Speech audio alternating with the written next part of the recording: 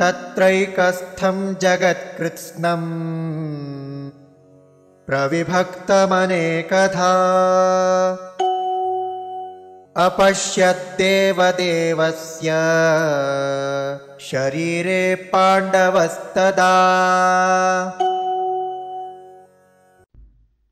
तत्र एकस्थं जगत् कृत्स्नं प्रविभक्तम् अनेकधा अपश्यत् देवदेवस्य शरीरे पाण्डवः तदा।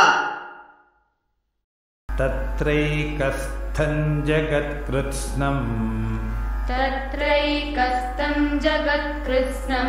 प्रविभक्तमनेकधा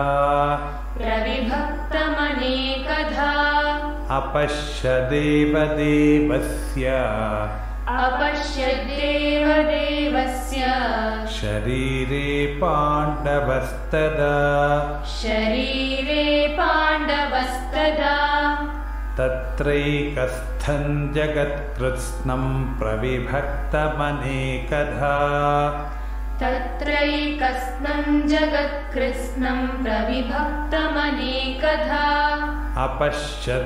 अपश्यद्देवदेवस्य शरीरे पाण्डवस्तदा।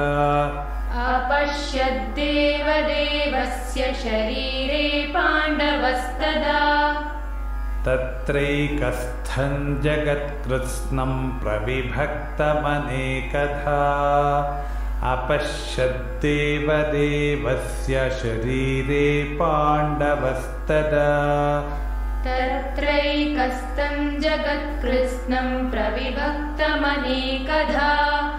अपश्यद्देवदेवस्य शरीरे पाण्डवस्तदा।